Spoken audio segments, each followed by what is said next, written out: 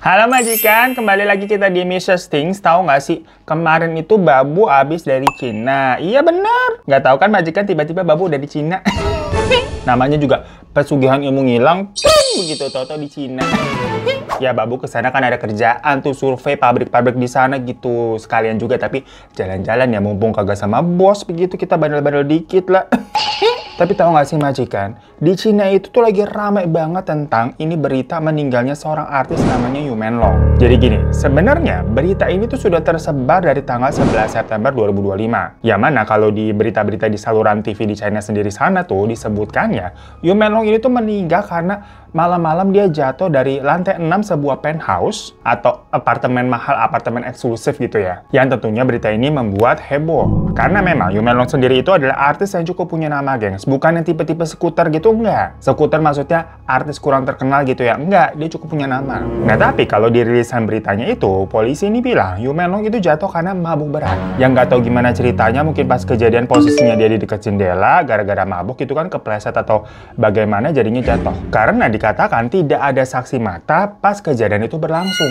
Tahu-tahu sudah ditemukan jatuh tuh di bawah apartemen itu pas pagi harinya. Karena tadi kan diduga jatuhnya malam hari, nggak ada yang lihat katanya. Yang mana di lantai 6 itu padahal sedang diadakan pesta. Di sini aja udah kelihatan janggal kan. Kalau lagi pesta ada yang jatuh kagak ada yang tahu. Nah, ternyata orang-orang China sana tuh juga suka pada ngomongin hal-hal yang viral seperti ini. Maksudnya gosip sana gosip situ gitu loh. Lah kita aja akhirnya taunya dari orang-orang China sana. Sampai Laoban tuh panggilan untuk kayak bos di sana ya. Kita kan ketemunya sama Laoban yang punya bos-bos pabrik begitu ya, dipanggilnya Laoban. Itu pada ngomongin ini, gengs. Apalagi pas kita tahu nih, Babu suka bikin video-video kriminal begitu kan. Ada pamer-pamernya dikit, bilang kita YouTuber gitu ceritanya. Jadi ternyata memang kalau di berita resmi di TV-TV di China sana kemarin ya, itu rilisan resminya ya udah jatuhnya begitu aja. Jatuh karena mabok. Yang mana netizen pada nggak percaya nih, apalagi fans-fansnya dari Yu Menlong sendiri. Gimana pun juga kan hari ini netizen nggak bisa langsung percaya mentah-mentah dengan berita yang disodorkan ya. Karena banyak berita-berita yang jatuhnya tuh hoax ataupun dimanipulasi. Ya langsung deh pada jadi detektif dadakan tuh. Karena memang banyak banget kejadian-kejadian atau hal-hal ganjil di sini, guys. Mulai dari katanya ada keterlibatan dari artis lain, pejabat politik, sampai berita tentang sesama jenis di kasus ini. Nah masalahnya di China sendiri itu apa-apa memang serba dibatasi. Termasuk berita sangat dikontrol sama pemerintah sana. Kita tuh di sana nggak bisa namanya buka Instagram, X ataupun YouTube. Karena kan itu semua aplikasi buatan Amerika ya. Tahu sendiri China kan perang antara Amerika. Bahkan WhatsApp aja juga nggak bisa. Jadi kemarin kita selama di sana nih maksudnya ya itu pakai VPN, gengs, biar bisa buka hal-hal tersebut. Kalau WhatsApp kan kita di sini harus chat-chatan pakai WhatsApp ya, di sana enggak. Ini kita ngasih info mengenai sistem pemberitaan di China dulu nggak apa-apa ya. Dimana di China sana sendiri itu hal-hal macam pelangi atau sesama jenis juga dilarang, gengs. Maksudnya aturannya cukup ketat. Sampai-sampai artis-artis pria yang mungkin berdandan seperti wanita atau sebaliknya itu nggak boleh tampil di TV. Ya cuma batasannya tuh maksudnya yang udah ekstrim ya, gengs ya. Bener-bener pria yang berpenampilan seperti wanita. Kurang lebih 11-12 sih sebenarnya sama di Indonesia. Karena kan sekarang nggak boleh memang cowok-cowok yang misalkan dandan seperti cewek gitu, meskipun sifatnya mungkin komedi. Kalau mau ambil contoh, zaman dulu kan macamnya ada yang terkenal itu Tessy Sri Mulat atau Aming di Extravaganza. Itu kan bener-bener dandan sebagai sosok perempuan. Sekarang kan hal-hal seperti itu memang tidak boleh ditampilkan di TV. Di China sana juga sama. Nah, dengan background peraturan seperti itu, berita dari Yu Menlong sendiri yang katanya diperkaos oleh banyak laki-laki, apalagi yang melakukannya itu adalah orang-orang berpengaruh, tentunya hal ini menjadi sangat ditutup-tutupi. Makanya hal-hal pemberitaan tentang Yu Menlong di luar sana tuh yang katanya jatuh segala macam dengan segala konspirasinya, semuanya tuh hampir diblokir di sosial media China. Jadi kalau misalkan ada orang yang ngepost membahas tentang konspirasi dugaan dari kasus Yu Menlong ini, tiba-tiba pasti postingannya hilang. Pokoknya muncul mengenai Yu Menlong di pemberitaan resmi China sana cuma jatuh karena mabuk tadi aja. Makanya di sini netizen makin curiga dong. Kenapa kesana kok berita tentang Yu Menlong ini tuh sangat ditutup-tutupi dan sangat dibatasi. Namun di era digital kita sekarang, walaupun sosial media di China dibatasi, tapi kan banyak cara untuk mengakalinya. Macam kayak kita kemarin yang pakai VPN, yang alhasil ujung-ujungnya tetap aja tuh menyebar. Konspirasi-konspirasi yang ada juga menjadi besar banget, dan lagi-lagi diomongin sama orang-orang sana, begitu loh majikan. Nah, tapi sebelum kita bahas ke kronologi dan konspirasi yang cukup gila ini, kita bahas dulu tentang Yumenlong sendiri, karena pasti dari kalian banyak yang nggak tahu juga ya. Wajar aja, Babu juga awalnya nggak tahu. Tapi ternyata di sana dia cukup terkenal, gengs. Jadi Yumenlong atau dikenal dengan nama Alan Yu itu lahir di tanggal 15 Juni 1988, yang berarti saat ini usianya 37 tahun ya. Dia merupakan anak tunggal semata wayang yang dibesarkan oleh single mom dengan pekerjaan sehari-hari ibunya itu adalah pedagang kaki lima. Makanya di sini memang ada cerita, masa kecil dari Yumenlong sendiri itu hidupnya sangat pas-pasan, jauh dari kata dunia glamor meskipun wajahnya tampan. Nah, berbekal dengan wajah cakepnya itu, pas sudah gede nih banyak orang yang nyuruh ikut casting-casting segala macam untuk masuk ke dunia entertain. Jadi memang historinya dia tuh merintis dari nol, gengs. Mulai dari ikut kontes-kontes modeling sampai casting sana-sini. Sampai akhirnya namanya usaha tidak mengkhianati hasil, dimana akhirnya dia mendapatkan kesempatan main di beberapa serial atau film pendek. Dan setelah udah beberapa lama masuk di dunia keartisan, biasalah dia merambah ke dunia tarik suara. Artis-artis kan memang suka begitu. Jadi jatuhnya dia tuh pemain film sama penyanyi juga. Cuma memang namanya lebih besar itu di serial ya atau film. Pokoknya dua serial yang paling bikin namanya naik itu ada The Legend of White Snake atau Legenda Ular Putih sama Eternal Love tuh judulnya. Dan otomatis semakin dia terkenal, dia juga makin punya banyak fans dong. Followersnya di platform Weibo itu aja ada sekitar 11 jutaan, gengs. Jadi Weibo sendiri itu adalah kayak Twitter atau X-nya China lah. Tadi kan kita udah jelasin ya kalau sosial media di sana sangat dibatasi, yang mana sosial media atau platform-platform yang bisa diakses ya aplikasi-aplikasi buatan Cina aslinya sendiri. Dan salah satu aplikasi sosial media yang paling populer di sana adalah Weibo. Lah pengikutnya aja sampai 11 juta, jadi kebayangkan maksudnya di gambaran dari Yumenlong sendiri itu bukan sekuter, tapi terkenal banget hitungannya di sana. Makanya berita ini tuh menjadi ramai banget, nggak heran.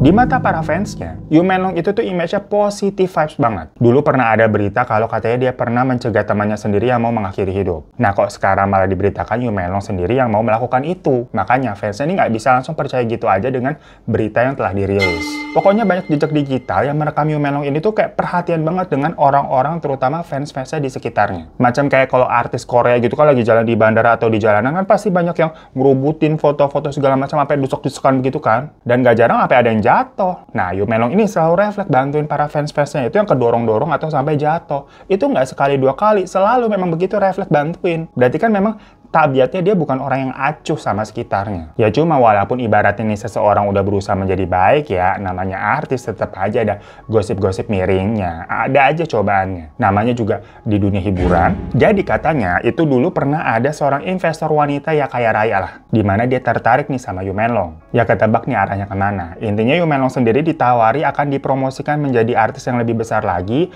Mau diempanin lah istilahnya hidupnya sama si tante-tante ini. Ibaratnya jadi kucing cena atau ani-ani, tapi kalau cowok apa ano-ano kali ya. Namun sama Yumenlong ditolak karena dia mau yang lulus-lulus aja, nggak mau ambil jalan pintas seperti itu. Ternyata si tante ini memang sangat punya power yang cukup besar di dunia entertainment. Makanya kan sempat dia nawarin mau dipromosiin tuh. Tapi ujung-ujungnya ditolak, nggak terima lah. Macam kayak teman cerita kemarin udah nonton belum? Itu udah jadi hantu aja masih rungsang tuh, nggak menerima sebuah penolakan. Nah dari situ kabarnya Yumenlong ini semacam kayak di blacklist dari dunia entertainment atas suruhan si tante ini. Jadi dia kan punya banyak koneksi tuh. Semuanya dihubungi, nggak boleh pakai Yumenlong lagi gitu loh. Sebenarnya cerita-cerita seperti ini tuh banyak banget terjadi memang. Intinya kalau nggak mau nurut sama yang berkuasa, hidup lu bakal dipersulit, kurang lebih begitu. Ya pokoknya karena hal tersebut, Yumenlong ini tuh sampai nggak dapat job sekitar 3 tahunan, gengs. Ya bayangin 3 tahun itu pastinya pontang-panting yang kayak zaman COVID kemarin. Itu kan kerjaan susah segala macem, pada bingung kan nyari duitnya gimana, goyah keuangan. Makanya karena alasan tersebut, Yumenlong ini tuh sempat cabut ke perdesaan terpencil di China untuk healing lah, dan agar bisa hidup hemat juga daripada dia tinggal di kota. Tapi lagi-lagi karena dasarnya orang baik ya, di sana pun dia ngisi waktu luangnya tuh dengan ngajar anak-anak yang ada di desa. Jadi nggak gabut tidur-tiduran doang. Dan setelah 3 tahun lamanya itu, perlahan-lahan akhirnya Yumenlong ini bisa balik lagi ke industri hiburan karena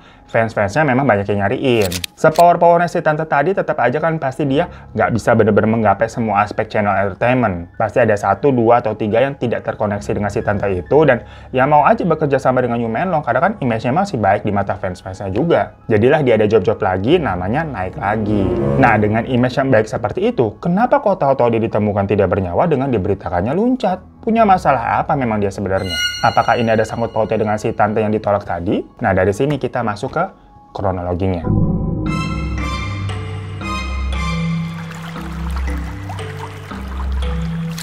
Jadi pada 10 September 2025, di sebuah penthouse kelas A di daerah distrik Chaoyang, Beijing, ada sekitar belasan orang yang berpesta di sebuah unit di lantai 6, termasuk Yu Menlong dan teman-temannya. Namun besoknya di tanggal 11 September sekitar jam 6 pagi, Yu Menlong itu ditemukan tergeletak di aspal jalanan di bawah gedung apartemen tersebut, yang tentunya keadaannya sudah tidak bernyawa. Hal itu pertama kali ditemukan sama seorang nenek-nenek penghuni apartemen itu juga yang lagi jalan-jalan pagi membawa anjingnya. Dia melihat ada orang tergeletak, pastinya langsung lapor ke pihak apartemen dan dilanjutkan lagi ke kepolisian. Polisi yang datang langsung melakukan investigasi singkat dan menyatakan kalau ini semua murni kecelakaan yang disebabkan Yu Menlong tuh mabuk. Jadi dianggapnya Yu Menlong ini sedang berpesta, minum-minum gitu kan, terus mabuk sampai terhuyung ke jendela terus bablas ke bawah. Kurang lebih begitu kesimpulan dari polisi. Tentunya berita kematian Yu Menlong ini tuh tersebar. Namun anehnya, yang pertama kali memberitakan itu tuh bukan dari agensi yang menaungi Yu Menlong sendiri, melainkan dari akun namanya Guazu. Jadi itu semacam akun gosip populer di sana, gengs, kayak Dispatch di Korea atau Lambe Turah di sini. Jadi memang di awal tuh belum ada berita-berita resmi yang di TV-TV itu tuh yang memberitakan tentang kasus ini, tapi malah munculnya dari akun gosip coba. Yang mana akun gosip itu memang biasanya sumbernya dari netizen yang ada di lokasi gitu kan, ngasih info ke adminnya. Dan setelah rame, pihak agensi pun baru memberikan tanggapannya, membenarkan kalau artisnya itu telah tiada. Tapi statement atau pemberitaan yang menyebutkan kalau Yu Menlong ini tuh mabuk berat tidak bisa diterima begitu aja sama fans-fansnya. Ya udah bukan rahasia umum ya, terkadang memang fans garis keras itu bener-bener kayak tahu banget tentang artisnya. Apalagi fans-fans di Cina itu lebih serem-serem, gengs. Ya, selain bisa bener-bener loyal, tapi stalkernya itu juga sampai detail banget. Dan menurut mereka, Yu Menlong itu termasuk salah satu artis yang disiplin. Dia punya pola hidup yang sehat dan punya kadar toleransi tinggi itu terhadap alkohol. Jadi dia tidak pernah tuh sampai bener-bener mabok banget. Apalagi sampai nggak sadar gitu kan, terus jatuh dari sebuah gedung. Ya cuma untuk part ini tetap aja, sebenarnya kehidupan seorang artis itu terkadang fans-fansnya juga nggak tahu yang benar-benar gimana ya. Namun,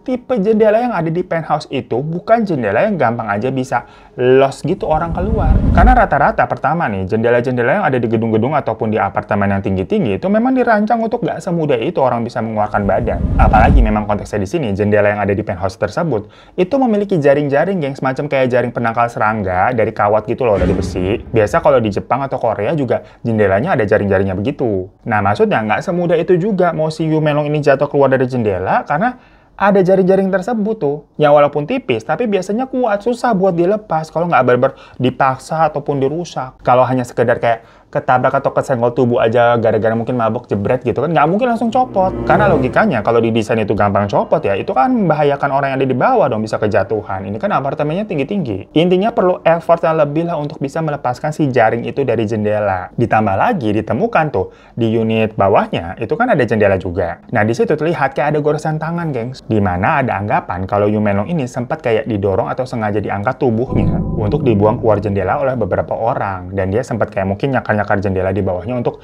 mencari pegangan. Kira-kira ilustrasinya seperti ini. Namun, keanehan tersebut bukannya diselidiki lebih lanjut sama polisi ya, tapi polisi malah mempercepat penutupan dari kasus ini. Di mana kasus ini tuh telah ditutup atau dianggap sebagai case close gitu ya, dalam 12 jam semenjak tadi ditemukan sama nenek-nenek itu pagi-pagi. Jadi jam 6 ditemukan, jam 6 sorenya, case close dianggap selesai, murni kecelakaan. Bahkan untuk membuat berita ini tidak menjadi makin besar lagi, setiap postingan, foto, ataupun video yang membahas Yu Menlong itu langsung diblokir dan dibatasi di China sana. Udah gitu, semua orang yang ada di dalam pesta tersebut itu juga tidak dipublish nama-namanya siapa aja. Maksudnya aneh aja loh, emangnya nggak ada satupun dari mereka yang sadar Yu Menlong ini jatuh? Kalaupun nggak sadar, tau-tau Yu Menlong hilang gitu misalkan ya. Tapi kan berarti ini jendelanya udah kebuka lebar dong bekas jatuh. Sampai kawatnya lepas. Nah, angin itu kan bakal masuk kenceng namanya di lantai atas. Masa iya nggak ada yang nyadar gitu tentang masalah jendela? Aneh banget ini makanya, guys. Dan tadi kan awalnya berita ini tuh rame dari akun gosip duluan kan yang nge-publish gitu dari akun Guazu. Barulah dari situ para jurnalis berita beneran nih berusaha meliput datang ke sana. Ini jatuhnya masih di hari yang sama ya, guys ya, maksudnya di tanggal 11 September.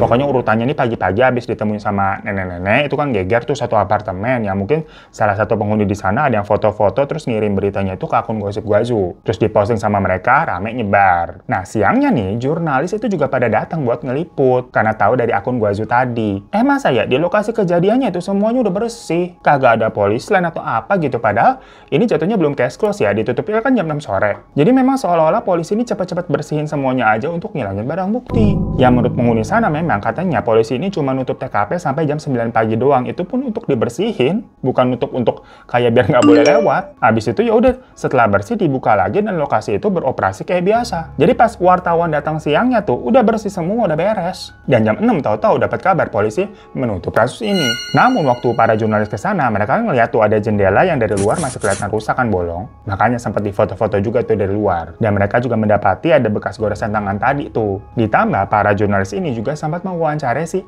nenek-nenek yang pertama kali nemuin tadi. Nah, menurut cerita si nenek, yang pertama kali sadar itu justru anjing peliharaan yang memang gonggong-gonggong dan menuntunnya ke lokasi tersebut. Dan pas dia ngeliat ada orang tergeletak di situ, dia mau langsung lapor ke petugas sana atau satpam keamanan lah. Tapi tahu-tahu ada seorang pria yang datang dan segera nutupin wajahnya Yumelong pakai jaketnya sambil bilang, dia teman saya, Nek. Ya si nenek langsung bilang, ayo kita cepat lapor ke satpam. Yang setelah lapor ke satpam barulah diteruskan ke kepolisian. Nah, tapi si nenek ini juga nggak kenal dengan si pria yang lepas jaketnya itu tuh siapa. Tahu-tahu pokoknya muncul aja di situ entah dari mana. Di part ini aja kan udah terdengar aneh juga ya. Dan si nenek juga mengakunya sih dia tidak mengenal Yumelong ini sebagai artis. Ya namanya mungkin nenek-nenek nggak update kali ya. Cuma dia sering ngeliat Yumelong itu datang ke penthouse tersebut bareng teman-temannya yang katanya pada cantik-cantik dan ganteng-ganteng. Ya si neneknya itu pokoknya taunya cuma sebatas itu aja lah. Nah sebenarnya ada banyak versi kronologi tentang kasus Yumelong ini yang tersebar di Weibo. Yang jatuhnya sih menurut gue masih konspirasi ya, karena gimana pun juga kan pastinya ini masih dipertanyakan kebenarannya itu bagaimana. Jadi setelah ini yang kita bahas tuh anggapannya masih konspirasi ya majikan ya, disclaimer.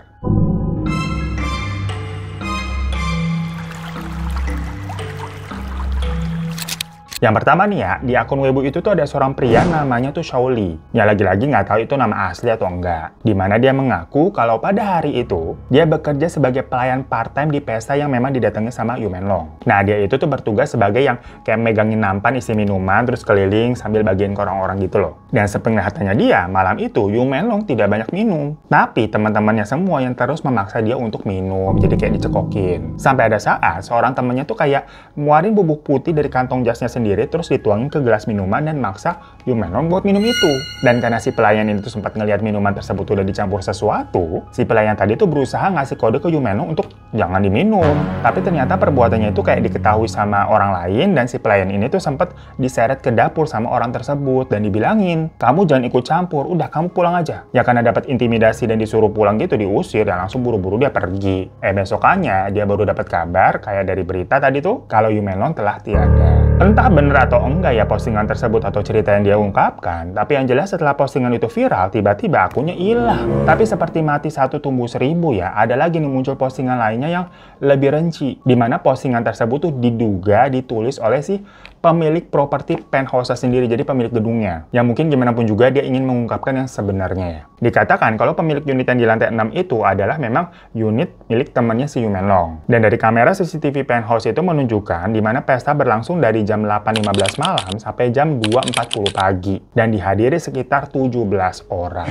Dan terlihat di jam 1.15 pagi ada seorang tamu pesta yang keluar dari unit apartemen untuk menelepon seseorang, kayak dapat panggilan telepon lah. Kita sebut aja orang yang dapat panggilan telepon ini tuh A ya. Yang habis selesai nerima telepon itu, dia masuk lagi ke dalam unit. 30 menit kemudian, pukul 1.45, si A keluar lagi tuh untuk menerima telepon. Terus di jam 1.50, terlihat si A dengan beberapa orang lainnya itu menyeret Yumelong ke sebuah lift untuk dibawa ke bawah tuh ke lantai 5. Di mana di situ Yumelong dimasukin ke unit lain. Jadi di sini ada 2 unit, di lantai 6 sama lantai 5. Nah, pokoknya pada saat itu kondisinya Yumelong ini sudah terlihat mabuk, tubuhnya lemah, wajahnya pucat kayak gampang banget diseret. Nah, hal ini dikait-kaitkan dari penuturan si pelayan tadi, di mana jangan-jangan si Yumelong dalam keadaan yang sampai lemes kayak mabuk gitu gara-gara abis minum yang udah dikasih bubuk. Nah, di dalam unit lantai 5 itu, nggak tahu ada kejadian apa. Tapi katanya terdengar suara teriakan dari Yumelong sendiri. Hingga di jam 2 pagi, si A ini lagi-lagi keluar dari unit gitu kan, ke lorong untuk nomor telepon lagi. Dan setelah panggilan itu, si A ini nyuruh semua orang yang ada di lantai 6 tuh, yang masih lagi pada pesta tuh, untuk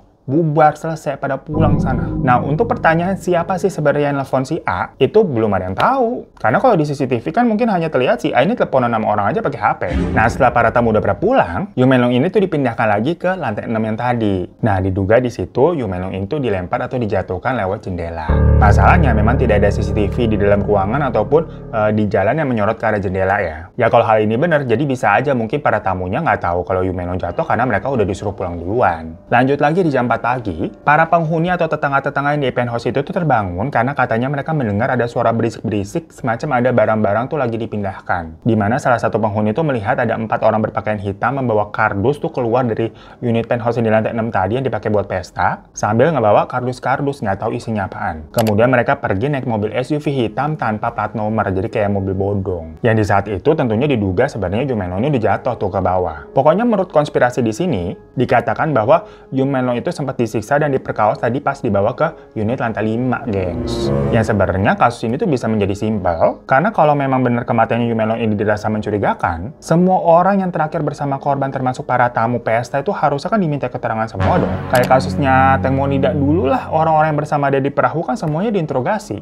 Tapi memang di kasus ini tuh agak lain. 17 tamu yang ada di pesta itu tuh nggak ada satupun yang dipublish namanya. Even hasil otopsinya Yu Menlong pun nggak dibuka secara gamblang. At least kan untuk mengetahui ini maksudnya kadar alkohol di dalam tubuhnya tuh sampai bisa jatuh begitu tuh sebanyak apa? Apakah kadarnya wajar atau gimana gitu kan? Udah gitu, karena ada banyak berita-berita konspirasi tadi mengenai permekausan di lantai 5, ya seharusnya kan dari hasil otopsi juga bisa langsung kelihatan nih apakah benar ada tanda-tanda seperti itu atau tidak. Setidaknya dibuat statement resmi lah biar nggak simpang siur beritanya. Tapi ini ya udah ditutup aja gitu, makanya orang-orang pada curiga. Pokoknya rilisan berita resminya tuh hanya dikatakan Yu Menlong mabok, terus ditemukan juga di kantong celananya tuh ada 2 jam tangan merek Rolex punya tamu di sana. Ya nggak paham juga kenapa si Yu Menlong ini ngantongin 2 jam tangan punya orang. Apakah dia nyuri maksudnya, ataukah habis transaksi sesuatu tapi dibayar pakai jam mahal? Terus juga ditemukan ada 10 botol alkohol yang diantaranya tuh berjenis vodka Polandia yang kadar alkoholnya tinggi banget, 3 botol whisky dengan kadarnya 40%, dan 4 botol wine premium buatan 1982. Jadi tahun lama ya, harga per botolnya aja tuh bisa sampai 10 jutaan.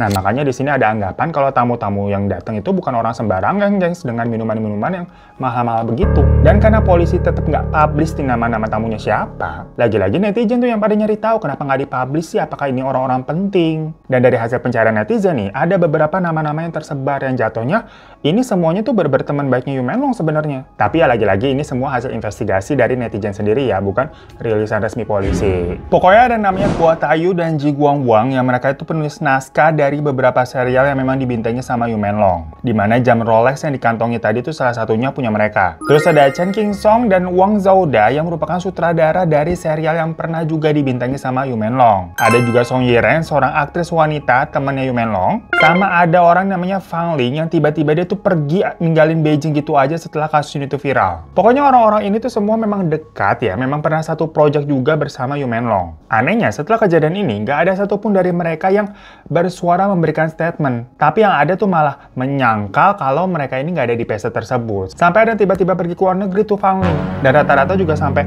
nutup akun sosmednya karena diserang sama netizen. Wang ini tuh awalnya bikin video dengan ngomong di sosmednya kalau ketika hal itu terjadi dia nggak ada di pesta tersebut. Tapi netizen ini menemukan ada beberapa bukti dan potongan CCTV yang justru menunjukkan Wang ini tuh ada di sekitar lokasi kejadian. Setelah di-counter pakai bukti-bukti tersebut, video yang tadi dia bilang nggak ada di TKP langsung dia hapus dan kolom komennya juga di private, guys. Maksudnya ya kenapa harus bohong ya? Sementara si aktris Song Yiren tadi tuh image-nya ternyata memang sudah bermasalah menurut para netizen. Karena dia ini semacam apa ya? Mami-mami yang suka menyuplai artis-artis ke para pejabat. Jadi kayak ngapain sih ini Yu Menlong temenan sama orang yang modelan begitu? Apa jangan-jangan Yu Menlong ini dijual ke pejabat juga, makanya timbul konspirasi seperti ini. Nah, cuma konspirasi yang paling gila adalah disebutkan ada satu nama lagi yaitu Xin Shi yang merupakan seorang produser. Xin Shi ini tuh dikabarkan dekat sama para pejabat elit China, bahkan dia katanya juga kenal sama Presiden Xi Jinping. Pokoknya koneksinya ngeri-ngeri deh. Soalnya waktu umurnya aja masih 22 tahun, dia tuh udah diangkat jadi direktur di perusahaan pemerintahan gitulah. Habis itu dia juga merambah jadi produser dan kritikus film. Yang kabarnya usaha menjadi produser dan di dunia entertain itu tuh buat pencucian uang. Nah, dikabarkan juga Xin Shi ini penyuka sesama jenis, dimana orang yang nelfon si A tadi tuh ya adalah si Xin Shi. Jadi dia tuh yang menginstruksikan untuk Yu Menlong dihabisi, gengs. Kenapa? Karena Yu Menlong ini tuh memegang rahasianya si Shinji. Jadi dari awal Yu Menlong debut, Shinji ini katanya memang sudah naksir sama Yu Menlong. Ya mirip-mirip tante investor di awal tadi lah. Tapi di versi konspirasi ini, Shinji dan Yu Menlong itu akhirnya memang punya hubungan. Dimana ya Yu Menlong ini juga penyuka laki-laki. Tapi lagi-lagi di sini konspirasi disclaimer ya. Makanya pas sama si tante dia nggak mau tuh karena dia nggak suka perempuan. Pokoknya ini semua diambil dari pembahasan netizen sana ya. Kita juga kagak tahu mana yang bener. Diceritakan katanya Shinji ini yang akhirnya membantu Yu Menlong setelah tadi tuh di blacklist sama si tante 3 tahunan. Ya terlepas setelah itu hubungan yang terjalin adalah pure suka sama suka ataunya ada paksaan atau adanya transaksional. Yang jelas selama bertahun-tahun itu Yu Menlong ini hidup di bawah kendalinya Shinji. Nah Yu Menlong ini dikabarkan tahu kalau Shinji ada korupsi tadi tuh pencucian uang dengan pejabat-pejabat di China kan koneksinya serem-serem ya. Kenapa dia bisa tahu? Karena ya dia disuruh ikut dalam money laundry tersebut karena kan si Yu Menlong ini artis. Soalnya kan banyak kasus-kasus money laundry yang melibatkan artis-artis besar. Tapi si Yu Menlong ini nggak mau. Nah, bukti-bukti itu dia simpan di sebuah USB untuk jaga-jaga aja. Misalkan kalau dia diancam segala macam karena nolak tuh, dia bisa beberin semuanya. Maksudnya, dianya tetap aman. Soalnya mungkin dia belajar dari pengalaman ya, waktu sama si tante investor kan dia tolak, dia di blacklist 3 tahun. Nah, sekarang kalau dia nolak money laundry dari nama-nama penjabat yang tinggi-tinggi gitu ya, makin terancam bisa-bisa kalau dia nggak punya tameng ataupun senjata untuk melawan balik. Nah, Shinji ini yang tahu kalau Yu Menlong ini punya bukti tersebut, berarti kan membahayakan dirinya ya, maksudnya si Shinji. Karena kalau di China ketahuan korupsi, hukumannya mah hukuman mati. Makanya karena dianggap sebagai ancaman, Yu Menlong ini mau dibungkam dengan caranya dihabisi. Namun sebelum dihabisi, Yu Menlong ini tuh disiksa, diperkaos dulu sama beberapa laki-laki yang ada di sana, karena tahu Yu Menlong ini juga seperti itu. Pokoknya diduga orang-orang ini tuh ngegantung Yu Menlong terbalik di dekat jendela buat nakut-nakutin dan ngancem untuk membeberkan di mana USB-nya. Tapi Yu Menlong ini tetap nggak mau ngomong, ya udah dijatuhin. Lagi-lagi disclaimer, ini semua masih konspirasi ya majikan ya. Dimana kasus ini memang jadi menarik perhatian para netizen karena ya selain Yu Menlong ini artis yang punya cukup nama, poin utamanya adalah gimana pihak berwenang nih nanganin kasus ini tuh seolah-olah tidak serius. Polisi yang main untuk kasus ini secepat itu dan banyak juga berita-berita yang diblokir-blokirin. Kenapa kok kematian seorang artis harus ditutup-tutupi sebegitunya? Kalau memang tidak ada hubungan sama orang penting, ya udahlah usut aja sampai tuntas. Kalaupun memang ada juga tetap harus diusut sampai tuntas ya. Maksudnya Yu Menlong yang sekelas artis besar itu aja semasa hidupnya juga banyak disorot media, kok tau-tau pas ada kejadian begini medianya pada dibungkam. Kan aneh. Ya gimana ceritanya kalau kejadian ini tuh dialami sama rakyat biasa? Udah pasti makin gak ada keadilan. Begitulah kurang lebih pemikiran rakyat China yang menjadi marah dan geram.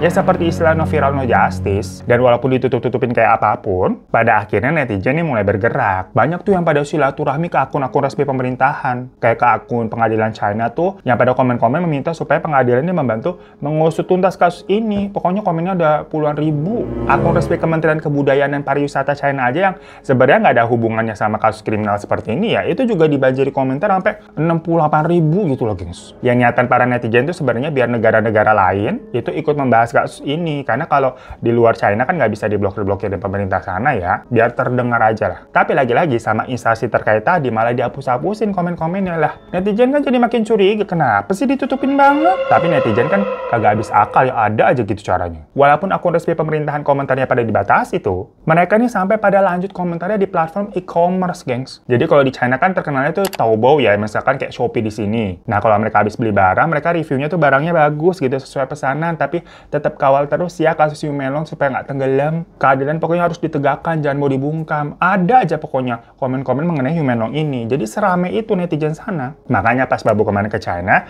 itu pada ngomongin kasus ini.